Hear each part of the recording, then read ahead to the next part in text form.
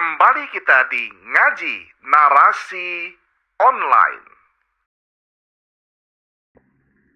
Assalamualaikum warahmatullahi wabarakatuh. Alhamdulillahi rabbil alamin. Wassalatu wassalamu ala khairil mursalin. Sayyidina wa maulana Muhammadin wa ala alihi wa sahbihi ajma'in, amma ba'du. Allahumma salli ala Sayyidina Muhammad tibbil qulub wa dawaiha wa sihhatil abdan wa afiyatiha wa nuril absar wa diyaiha wa qutil ajsad wa ghidaiha wa ala alihi wa sahbihi wa sallim. Sahabat Ngaji Narasi Online, alhamdulillah pada kesempatan kali ini kita bertemu kembali dan alhamdulillah semua berkat Allah. Dan hari ini kita akan ngaji hadis ke-41, hadis yang amat menarik untuk kembali menekankan keimanan kita agar lebih kuat dan dalam berproses menuju keimanan sempurna, menuju takwa yang sempurna adalah dengan jalan kesabaran. Nah, ini kita akan ngaji bagaimana perilaku sabarnya para sahabat, ya. Dan hadis ini penting, untuk itu simak sampai akhir, jangan di skip agar manfaat. Bismillahirrahmanirrahim. Wa an Abi Abdillah Khabbab bin al-Arad radhiyallahu anhu qala syakawna ila Rasulillah sallallahu alaihi wasallam وهو متوسد بردة له في ظل الكعبة فقلنا ألا تستنصر لنا ألا تدعو لنا فقال قد كان من قبلكم يؤخذ الرجل فيحفر له في الأرض فيجعل فيها ثم يؤتى بالمنشار فيوضع على رأسه فيجعل نصفين ويمشط بأمشاط الحديد ما دون لحمه وعظمه ما يصده ذلك عن دينه والله لا يتمن الله هذا الأمر حتى يسير الراكب من صنعاء إلى حضرموت لا يخاف إلا الله والذئب على غنمه ولكنكم تستعجلون رواه البخاري.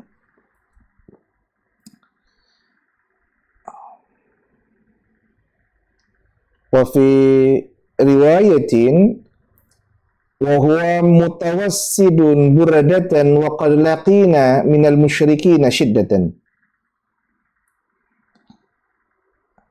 Nah, ini penting kita simak, ya. Setidaknya ada beberapa penjelasan kita bahas dalam kitab Dalilul Falihin, syarahnya.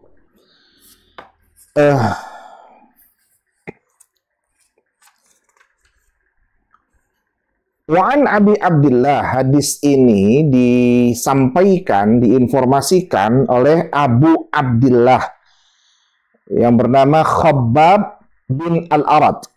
Semoga Allah meridainya. Ya. Nah, Khabbab ini adalah ini nanti hadis ini amat berkaitan dengan Khabbab itu sendiri. Ya, sahabat Khabbab. Nah, oleh karenanya penting kita ketahui siapa Khabbab itu. Ya, Khabbab itu adalah salah satu ya yang menjadi awal orang-orang pertama yang menerima Islam. Jadi di sini awalu man azharu Islamu Rasulullah, Abu Bakar, Khabbab, Suhaib, Bilal, Ammar, wa Ummu Ammar. Jadi itu adalah orang-orang yang pertama, ya. Orang-orang pertama dari 20, banyak ya, ada 20 orang yang pertama kali masuk Islam, ya, termasuk Ali dan sebagainya. Nah, ini Khabbab adalah salah satunya, ya. Nah, Khabbab ini itu putra dari Al-Arad bin Jandalah bin Sa'ad bin Khuzaimah bin Ka'ab bin Sa'ad bin Zaid Manah, dan ia itu dari suku Tamim, ya, dari daerah Khuza'ah, ya. Dan Khabbab ini adalah budak milik Ummu Ammar, ya, ibunya si Ammar, ya. Nah, budak yang dia pintar untuk membuat senjata, ya, apa, pandai besi, ya, yang bisa mengolah besi menjadi senjata-senjata. Nah, dia pintar itu. Nah, Khabbab ini juga adalah orang yang ngajar ngaji si apa Fatimah, ya, binti Al-Khattab, ya, adik dari Umar bin Khattab. Jadi kan pernah dengar ya bahwa Umar bin Khattab itu amat marah ketika ia tahu adiknya itu ternyata katanya belajar ngaji, belajar Al-Quran. Nah, yang ngajari itu ternyata budak dari Ummu Ammar, ya, yang bernama si Khabbab tadi. Ya. Dan ketika Umar mendengar malah nangis. Itu ya.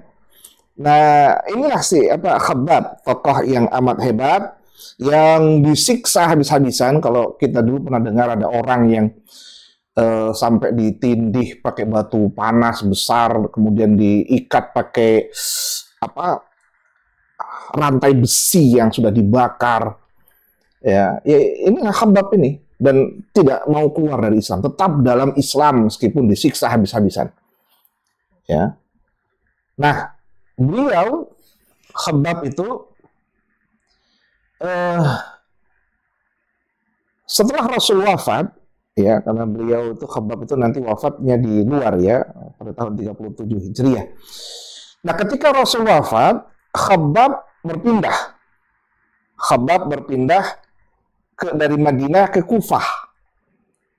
Pindah ke Kufah, lalu akhirnya beliau di situ, ya, mengajarkan Islam, ya, menjadi, ya, ulamanya di sana lah, ya, gurunya di sana mengajarkan, dan beliau kemudian itu bahkan beliau punya harta itu dibuka begitu aja, sampai mau ambil Bismillah, nggak pernah ditutup pakai pintu, pakai kunci itu, ya, nggak, dia buka gitu aja. Itu kehebatannya Khabbab bin Al-Arad sampai ia wafat. Dan Sayyidina Ali karramallahu wajhah itu termasuk orang yang menyolatkan Khabbab ketika beliau meninggal. Nah, dan hadis ini adalah hadis awal-awal, ya, di era Mekah sebelum pindah ke Madinah.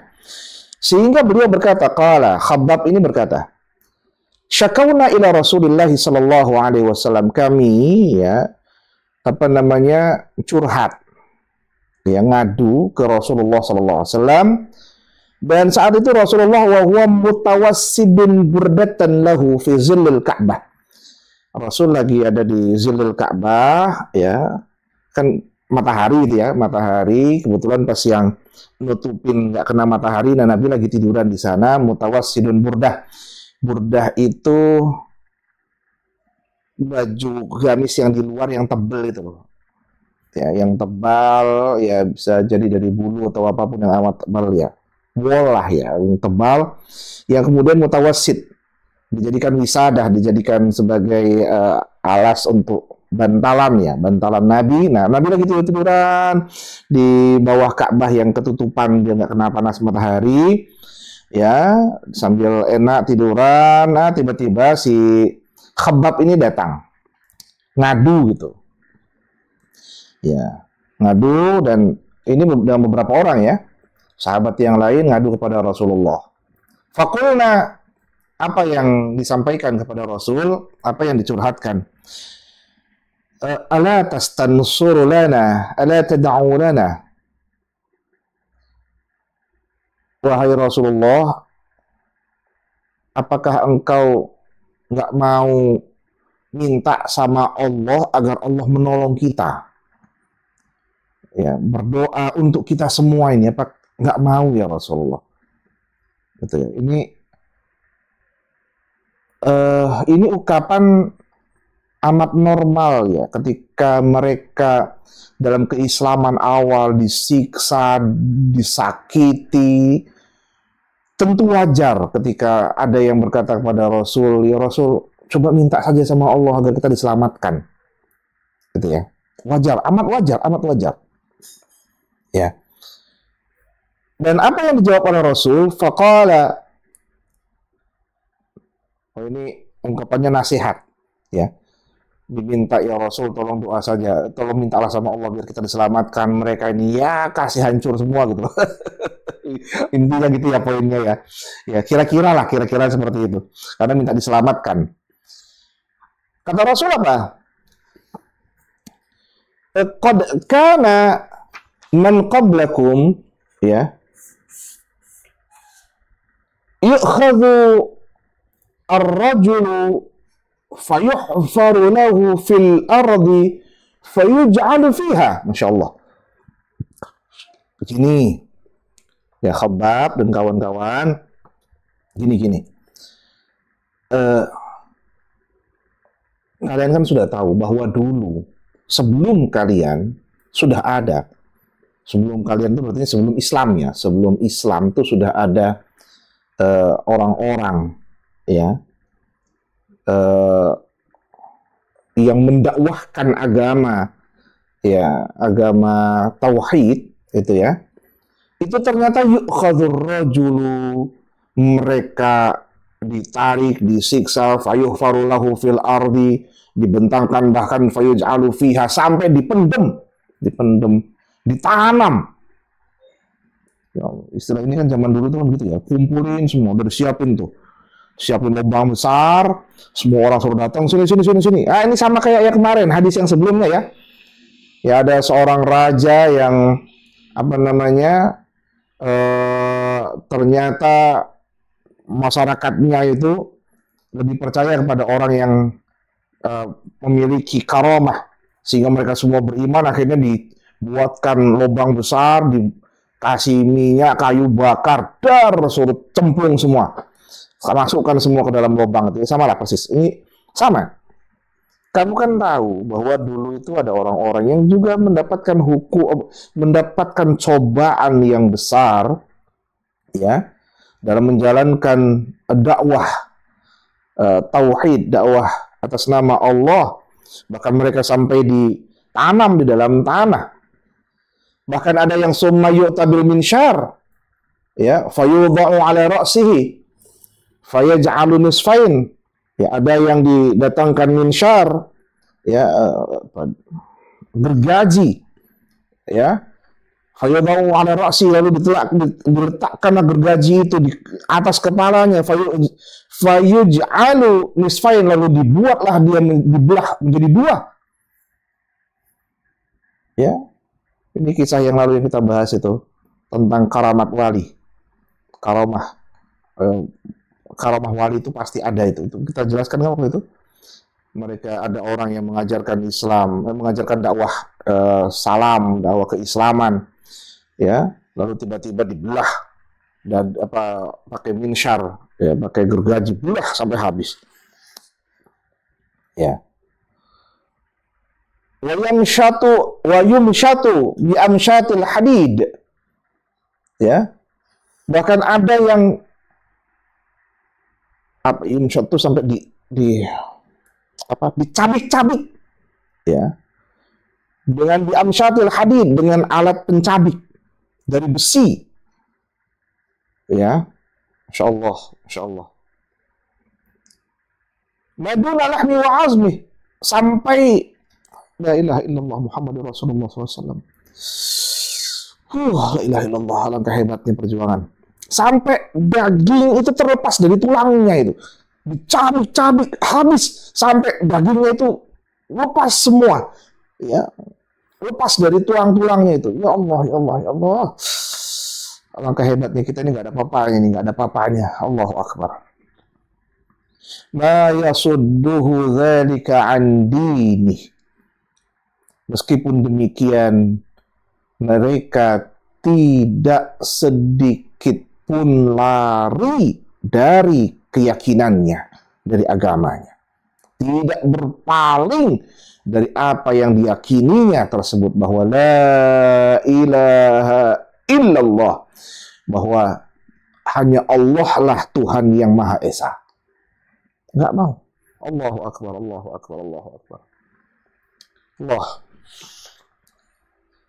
Alangkah hebatnya. Ini Nabi ini mengingatkan kepada para sahabat. Sahabat-sahabat awal yang disiksa, termasuk Khabbab adalah orang yang disiksa. Dan amat tersiksa. Tapi Khabbab termasuk orang-orang yang enggan untuk keluar dari agama Islam. Ia tetap bertahan dengan keyakinannya meskipun ya hancur badannya itu ya dalam menguatkan dalam menunjukkan keislamannya kepada orang lain, pada kafir Quraisy saat itu ya. Subhanallah, subhanallah. Karena gini ya,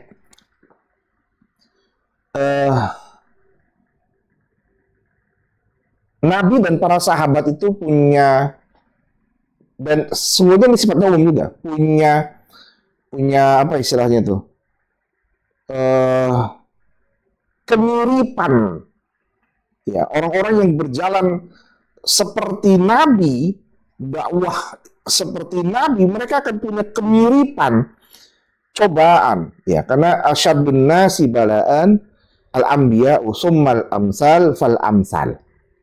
Ya, manusia yang amat dahsyat menerima bala itu adalah para nabi, summal amsal fal amsal, termasuk orang-orang yang serupa. Ya, para sahabat kan tuh ngikuti Nabi.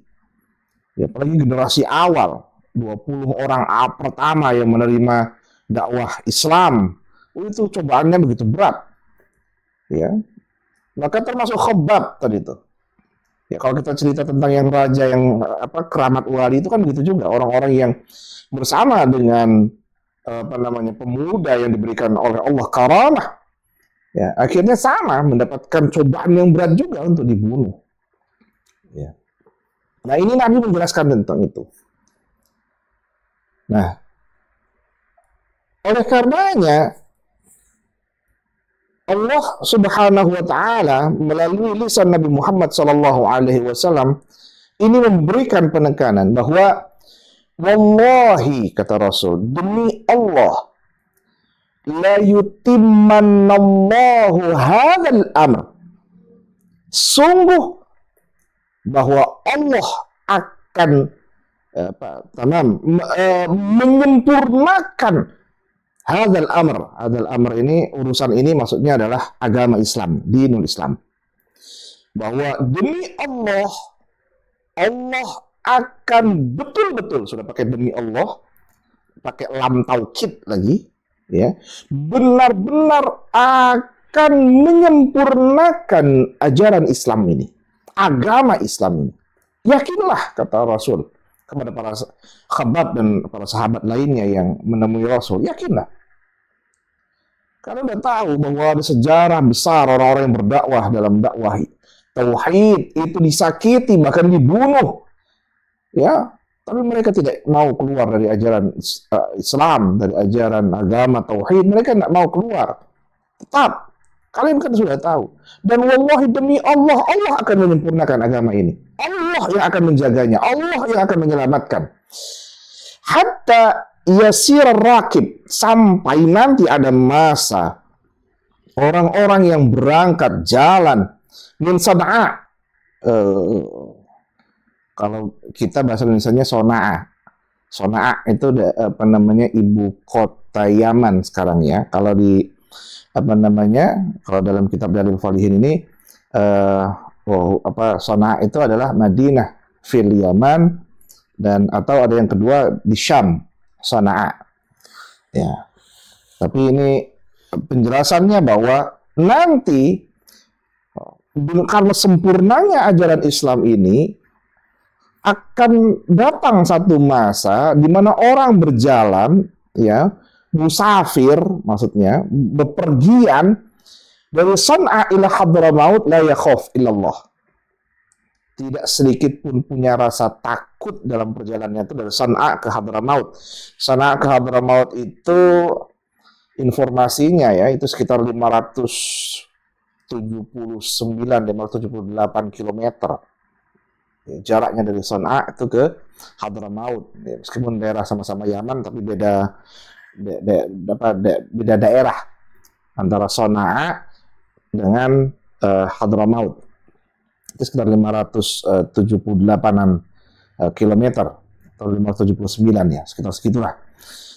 Nah, dulu perjalanan itu amat berat daerah situ. Ya, amat berat. Nanti ketika Islam sudah Allah kuatkan, kata Nabi, ini menjadi bukti bahwa Nabi itu ngomong bukan sembarangan. Tapi ini adalah petunjuk Allah. Allah yang menjelaskan. Nanti dari San'a ke Hadramaut itu orang jalan udah enak, santai. Ketika Islam itu tersebar. Ketika Islam itu sudah tersebar ke seluruh alam raya ini, ya, orang nggak akan takut lagi. La yakhaf illallah, kecuali ia hanya takut kepada Allah Subhanahu wa Ta'ala. Nah, tapi Nabi ngomong, ini urusan agama. Urusan agama dia nggak akan punya rasa takut. Tapi wazi'ba ala ghanabi. Tapi apa namanya tuh ngurusi pengembala, ya. Tapi pengembala juga ternyata punya rasa takut kalau ghanamnya, domba-dombanya, ya, itu dimakan azibu, serigala, ya. Jadi yang pertama adalah rasa takut dalam konteks agama, yang kedua adalah rasa takut dalam konteks duniawi. Jadi ada diniyah, ada duniawiyah, rasa takut. Nah, rasa takut diniyah, ya, keagamaan, rasa takutnya adalah Allah. Apa yang mau ditakutin? Allah dekat. Ya, kalaupun di jalan kita mati, ya Allah yang maha melihat keadaan kita. Allah yang pasti menjaga, Allah yang akan menyelamatkan. Jadi nggak perlu takut. Dan yang kedua adalah duniawiyah. Duniawiyah itu adalah ketika zi'bu, ya, itu akan mencari, serigala akan mencari domba-domba, maka yang punya rasa takut adalah para pengembala. Ya, ketika azibu itu serigala mencari domba, maka pengembala itu akan amat takut masalah itu. Ya, maksudnya apa? Orang yang mengumpulkan harta akan memiliki rasa takut kehilangan hartanya. ini percontohan saja ya, karena di padang pasir kan pengembala itu ketika ngurusi dombanya, hewan ternaknya, yang ditakuti kan binatang buas, termasuk serigala. Ya. Nah, sahabat ngaji narasi online ini Nabi yang menjelaskan. Jadi ada dua orang. Kenapa kalian takut? Ada dua orang di dunia ini. Satu yang betul-betul takut kepada Allah. Dua, mereka yang takut dengan dunianya. Hilang akan dunianya. Kira-kira kalian ada di mana? Dan Nabi mengatakan, walakinnakum tasta'jilun. Namun kalian hari ini terlalu terburu-buru, tergesa-gesa. Tergesa-gesa kenapa? Tergesa-gesa minta agar Nabi itu menyelamatkan mereka semua. Nah, ketika penyebutan ya lakinnakum tasta'jilun, apa sih maksudnya kok terburu-buru ini, maksudnya gimana gitu ya? Tatlubuna al-ajalah fil umur, ya ini umur din. Ya. Mereka terburu-buru meminta, ya, untuk urusan agama ini cepat diselesaikan oleh Allah. Padahal ada risalah yang perlu berjalan. Risalah itu, ya, risalah proses penyampaian ajaran keislaman, ajaran ketauhidan itu punya proses agar meresap ke dalam diri setiap orang yang menerima Islam. Andaikan cuma pakai senjata, hari ini Anda masuk Islam, besok keluar. Kan gitu prinsipnya. Ya. Wa likulli syai'in fi ilmillahi awan. Karena segala sesuatu itu dalam ilmu Allah itu ada waktunya. Wa idza ja'al awan yaji. Kalau waktunya sudah datang, datanglah kebaikan tersebut. Datanglah kemenangan itu. Ya. Pasti datang tuh, pasti. Kalau waktunya udah ada, waktunya sudah datang, pasti selamat, pasti Allah jaga. Tapi kalian terlalu terburu-buru meminta kepadaku agar aku berdoa kepada Allah dan menyelamatkan kita semua. Ada proses. Nah, proses dakwah itu penting. Ya, proses mengajarkan Islam itu penting. Aduh, kalau kita ngajar itu ya Allah. Bagi yang pernah ngajar ngaji itu ya Allah, ketemu sama orang yang cepat enak, ketemu yang susah, la ilaha illallah. Allah.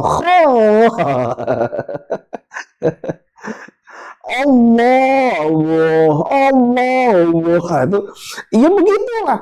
Kalau gurunya nggak punya kesabaran seperti yang dilakukan oleh Nabi dan para sahabat, maka nggak akan banyak nggak akan tersebar orang yang bisa ngaji itu.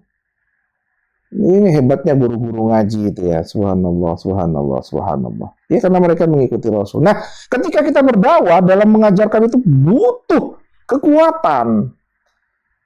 Kekuatan itu lahir dari kesabaran, dan orang yang sabar akan mendapatkan pujian dari Allah Subhanahu wa taala. Nah, sahabat ngaji narasi online, ya, inilah kajian kita pada kali ini, hadis ke-41 yang bercerita tentang sahabat Khabbab yang bersama para sahabat lainnya ketika mereka datang untuk ngadu sekaligus curhat agar minta ditolong oleh Allah segera. Ternyata dinasihati oleh Nabi dan mereka sampai diberikan satu pengingat bahwa mereka terlalu terburu-buru. Ada waktunya, kapan itu kebaikan datang. Jadi kalau ada orang yang berdoa lalu buru-buru, ya Allah, udah lama kita doa ini, kok nggak datang-datang juga nih, nggak dikabul-kabulin. Jangan. Walikulli syai'in fi ilmillahi awan. Segala sesuatu dalam ilmu Allah ada waktunya. Fa idza ja'al awan yaji'u. Kalau sudah datang waktunya, maka akan datang yang dikehendaki oleh Allah, kebaikan-kebaikan untuk orang tersebut. Semoga manfaat, kuatkan terus dalam kesabaran bagi teman-teman sahabat semua yang hari ini menyebarkan dakwah humanis, dakwah kemanusiaan, dakwah kebaikan, keadilan, ya, dakwah salam keselamatan yang terangkum dalam dakwah Islamiyah. Maka yakinlah bahwa jalan kebaikan pasti akan hadir menyertai kita, entah itu di dunia ataupun di akhirat nanti. Allahumma anfa'na bima 'allamtana wa 'allimna ma yanfa'una warzuqna ya Allah uluman tanfa'una wahdina subulas salam wa sallallahu ala sayyidina Muhammadin nabiyil ummi wa ala alihi wa sahbihi wa sallam. Wafaqana Allah jami'a lima yuhibbuhu wa yardah. Assalamualaikum warahmatullahi wabarakatuh.